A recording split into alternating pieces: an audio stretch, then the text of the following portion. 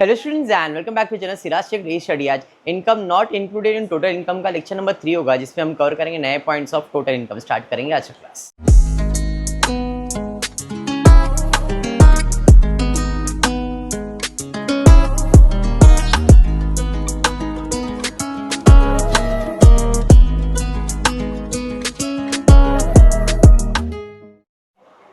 In the previous class हमने schedule 3 start किया था, जिसमें हमने सैलरी के बारे में पढ़ाई किया है, इनकम फ्रॉम अदर सोर्स के बारे में स्टडी किया था। बराबर है। सैलरी में जब आप जॉब करते हो तो आपका एम्प्लॉयर जो आपको बेनिफिट्स देता है, तो क्या वो टैक्सेबल है या नहीं है। सिंपल भाषा में, गवर्नमेंट कंपनी में अगर आप जॉब कर रहे हो, गवर्नमेंट कंपनी से कुछ भी चीज़ें आपको मिल रहा है वो सब एग्जम्प्ट होगा। ठीक है। प्राइवेट कंपनी से मिल रहा है तो कुछ एक्सटेंट तक एग्जम्प्ट होता है, बाकी टैक्सेबल होता है। अब तक हमने शेड्यूल 3 के अंदर पहला सैलरी का कवर किया था सारे पॉइंट्स, फिर सेकंड अदर सोर्स कवर किया था। बराबर है। आज capital gain. Anyone what is capital gain?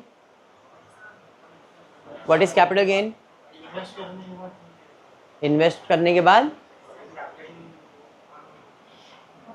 जब आप आपका कोई पर्सनल प्रॉपर्टी बेचते हो और उससे कमाते हो तो उसे आप कहते हो कैपिटल गेन। प्रॉपर्टी बेच के कमाना। अब इसके अंदर शेयर्स भी आता है। शेयर्स भी आपका प्रॉपर्टी आप बेचते हो, कमाते हो, शेयर्स ट्रेडिंग करते हो, तो वो भी आपका कैपिटल गेन में आता है। घर बेच दिया, घर बेच के कमा लिया, कैपिटल गेन आ गया। ठीक है। अब कौन से कैपिटल गेन टैक्सेबल नहीं है उसके बारे में स्टडी करना है, जिसमें सबसे पहला है अर्बन एग्रीकल्चर लैंड। सिटी के पास एग्रीकल्चर लैंड है और उससे आप इनकम जनरेट कर रहे हो। एग्रीकल्चर लैंड है सिटी के पास और आप उससे इनकम जनरेट कर रहे हो, तो कंडीशन है लास्ट 2 years एग्रीकल्चरल यूज, मतलब 2 साल का एग्रीकल्चरल यूज जो होगा वही इंपॉर्टेंट है। कंपल्सरी एक्विजिशन होना चाहिए प्रॉपर्टी पे, मतलब वो जमीन आप ही का होना चाहिए और आप उस पे 2 साल से एग्रीकल्चर करने चाहिए। ऐसा नहीं है कि अभी लिया और गवर्नमेंट को बोला भाई ये एग्रीकल्चर लैंड है, मैं इस पे एग्रीकल्चर कर रहा हूं, तो गवर्नमेंट बोलेगा लास्ट 2 साल से वो आपके पास था क्या? मतलब मिनिमम कितने ईयर्स के लिए वो आपके पास होना चाहिए? 2 years या उससे ज्यादा चलेगा, और 2 साल उसके बाद एग्रीकल्चर होना कंपल्सरी है। अगर नहीं है और आप उससे इनकम जनरेट कर रहे हो तो वो टैक्सेबल है, लेकिन 2 साल यूज करने के बाद से और उसको आगे यूज कर रहे हो और इनकम जनरेट कर रहे हो तो ही वो इनकम टैक्सेबल नहीं है। गवर्नमेंट ने लैंड एक्वायर की है, gain is equals to exempt है। समझ में आ गया ये बात? हाँ या बाउंसर गया? नेक्स्ट है land acquisition award. Once again government के लिए दिया गया है। गवर्नमेंट ने लैंड ली और कंपेंसेशन दे दिया। गवर्नमेंट आया मेरे पास, बोला यार जमीन तेरा इसी खाली पड़ा है, मुझे दे दे, बदले में तू पैसा ले ले। अब पैसा मिला मुझे, बट ये मैंने गवर्नमेंट को बेचा है, कोई प्राइवेट इंडिविजुअल को नहीं, इसलिए लैंड एक्विजिशन अवार्ड कहा गया है। ठीक है क्या? As per land acquisition act 2013 example, farmer को कंपेंसेशन मिला। फार्मर है भाई, उसको जमीन दे दिया, जमीन खरीद लिया, उसको पैसा दे दिया, अब वो पैसा उसके लिए इनकम है, क्या वो इनकम टैक्सेबल है? नहीं, फुल्ली एग्जम्प्ट है। समझ में आया क्या? अगर कोई फार्मर अपना जमीन बेचता है और उससे गवर्नमेंट को बेचता है और वो पैसा कलेक्ट कर रहा है, तो वो पैसे के ऊपर टैक्स भरने की जरूरत नहीं है। ये इनकम फ्रॉम कैपिटल गेन का कैटेगरी है। कैपिटल गेन ब्रैकेट में AP land pooling. AP means Arunachal Pradesh. ठीक है, very important. Andhra Pradesh, Arunachal Pradesh, capital project land pooling, मतलब यहाँ पे आंध्र प्रदेश के बारे में बात किया है कि वहाँ का अगर आपका ज़मीन है, उसे आप बेच के कुछ कमा रहे हो, ओनर होना चाहिए, स्कीम के अंडर ट्रांसफ़र होगा, पोजेशन बिफोर 31 मार्च 2031, मतलब वो ज़मीन 2031 के पहले आपके पास होना चाहिए, उसके बाद का नहीं। 2031 तक का एक लिमिट दिया गया है। ठीक है क्या? एग्जाम्पल, लैंड पुलिंग में लैंड दिया है, मतलब जो ज़मीन आपने खरीदा है वो आपके नाम पे होना बहुत ज़रूरी है, और उसे बेच के अगर आप कुछ कमा रहे हो एपी में, अरुणाचल प्रदेश में, तो उसका इनकम आपके लिए क्या है, नॉन टैक्सेबल है। पॉइंट क्लियर हो गया। नेक्स्ट पार्ट है अदर सोर्स या अदर पर्सन। कैपिटल गेन में अदर पर्सन है, क्या दिया है, क्या दिया है, बोर्ड सब्सिडीज। अब सब्सिडीज क्या होता है, सब्सिडीज क्या होता है, कोई कुछ बोला था अभी चुप हो गया, किसी ने कुछ बोला सब्सिडीज, हाँ वो प्रशांति बोला मालूम मेरे को, क्या subsidies, schemes. Subsidies is an extra benefit given by government to the individual यानी कि पर्सन। जैसे अगर आपको पता हो आप गैस सिलेंडर परचेज करते हो पेरेंट्स, तो आप पूरा पैसा देते हो जो भी है, और कुछ टाइम के बाद गवर्नमेंट आपको कुछ पैसा रिफंड करवाती है, हाँ एज अ सब्सिडी मिलता है। अगर किसी को पता है तो हम लोग को भी मिलता है, हम लोग भी जब गैस परचेज करते तो 900-1000 देते हैं, फिर रिटर्न में हमको 200-300 रुपया रिटर्न आ जाता है एज अ सब्सिडी।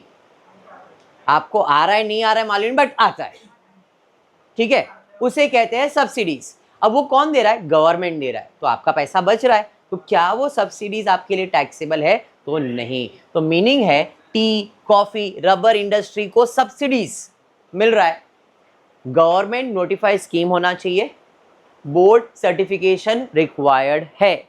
अगर सब्सिडीज मिल रहा है तो सब्सिडीज के लिए गवर्नमेंट नोटिफाइड होना चाहिए कि भाई ये कंपनी को हमने सब्सिडी दिया है तो इस पे टैक्स देने की जरूरत नहीं है। अगर गवर्नमेंट नोटिफाइड नहीं है या बोर्ड सर्टिफिकेशन नहीं है तो आपको जो सब्सिडी मिलेगा वो टैक्सेबल होगा, लेकिन अगर सर्टिफाइड है, नोटिफाइड है, तो टैक्स भरने की जरूरत नहीं है। नेक्स्ट है लोकल अथॉरिटी इनकम। म्युनिसिपैलिटी से, पंचायत से कुछ भी पैसा आपको मिल रहा है, इनकम फ्रॉम पब्लिक सर्विसेज, मतलब म्युनिसिपैलिटीज, पंचायत से कोई भी इनकम आपको मिल रहा है, जैसे भी फ्लड वगैरह हो जाता है उससे कुछ पैसा मिल गया, वो पैसा आपके प्रॉपर्टी के बदले में आपको मिल रहा है, तो वो इनकम टैक्सेबल नहीं है। Water supply income is exempt. समझ में आ गया।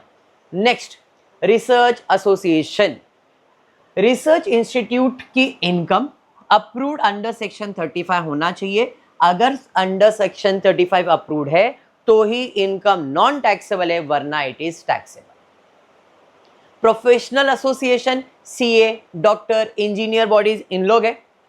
रेगुलेट प्रोफेशन इनकम ऑब्जेक्ट के लिए यूज किया गया है, देयरफॉर इट इज एग्जाम। मतलब कोई भी सीए है, कोई डॉक्टर है, कोई इंजीनियर है, ये कोर्सेज स्पेसिफाइड है। सीए एक टैग होता है, डॉक्टर एक टैग हो रहा है, इंजीनियर एक टैग है।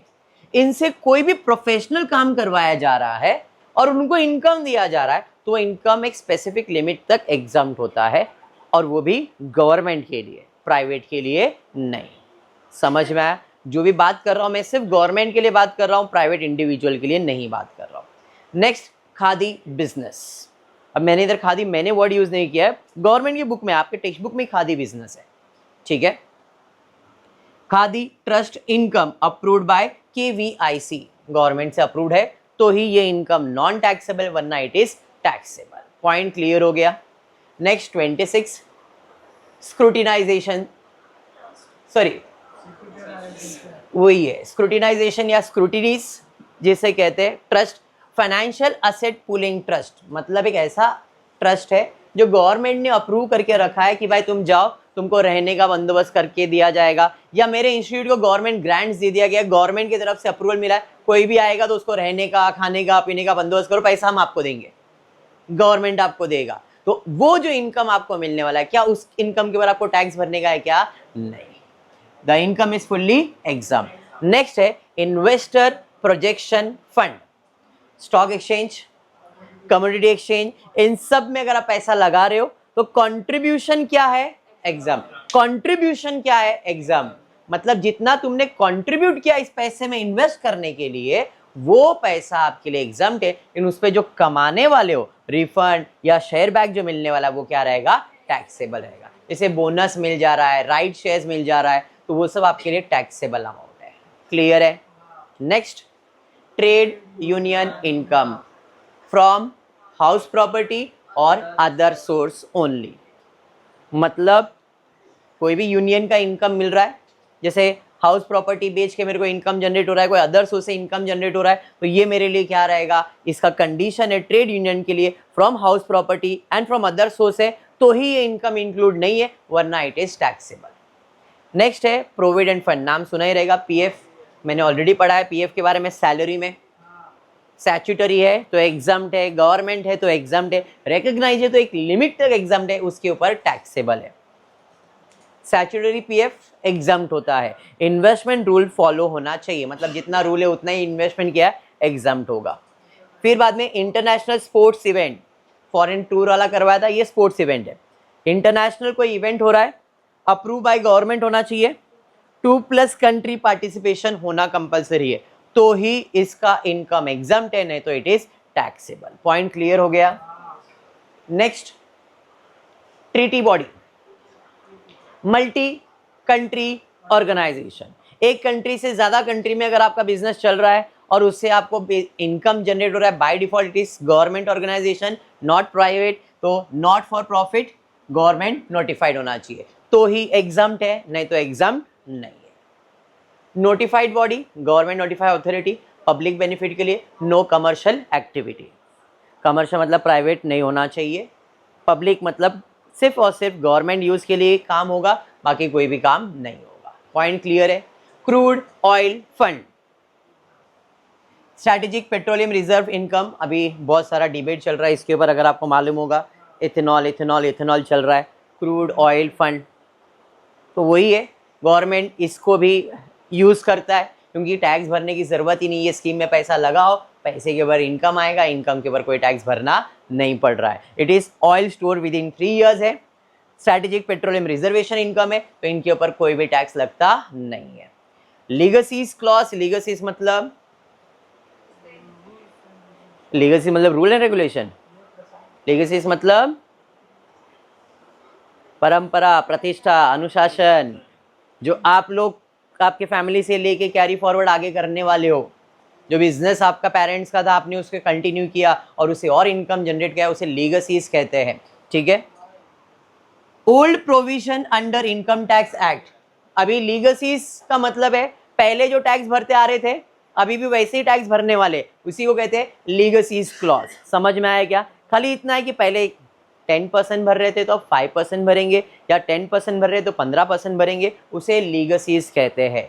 कंडीशन फॉलो करना पड़ता है, इसलिए इसे कहा गया है लीगसीज क्लॉज। ठीक है, तो टोटल इतना तुम्हारा शेड्यूल है। शेड्यूल नंबर 3 में हमने सैलरी के बारे में स्टडी किया था, ये पूरा सैलरी का क्लॉज था।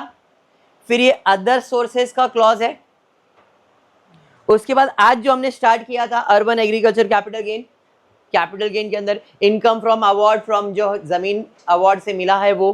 फिर capital gain arising after transfer of specific capital, board subsidies है, लोकल अथॉरिटी इनकम है, रिसर्च एसोसिएशन इनकम है, प्रोफेशनल इनकम है, सीए, फिर डॉक्टर, इंजीनियर, उनका इनकम है, any income from khadi business, securities income, contribution of investor protection, ये सब उसी के अंदर हमने पढ़ाई किया। इंटरेस्ट और capital gain, sports event, treaty body income, notified body income, crude oil, and the last is legacies clause. मतलब शेड्यूल नंबर 3 के अंदर 3 चीजें आपको याद रखना है, salary, other source and capital gain. Clear है शेड्यूल नंबर 3? शेड्यूल नंबर 2 के अंदर ओवरऑल सब कवर हुआ था, शेड्यूल नंबर 3 में 3 चीज कवर किया है, सैलरी को, अदर सोर्स को और कैपिटल गेन। ये मैं अभी के लिए सिर्फ नॉलेज पर्पस पढ़ा रहा हूं, जब मैं ये पर्टिकुलर टॉपिक करवाऊंगा, salary, house property, other source, business, उस टाइम पे भी ये सारे पॉइंट्स आएंगे, उस टाइम पे मोर एक्सप्लेनेशन होगा। अभी सिर्फ और सिर्फ ओवरऑल रिव्यू चल रहा है इसका। ठीक है क्या? शेड्यूल 3 क्लियर हो गया है? तो आज का क्लास इतना ही रहेगा। फुल वीडियो पसंद आया तो प्लीज वीडियो को लाइक कर देना, फ्रेंड्स ग्रुप में शेयर करना, चैनल को सब्सक्राइब करना। Thank you for watching the video.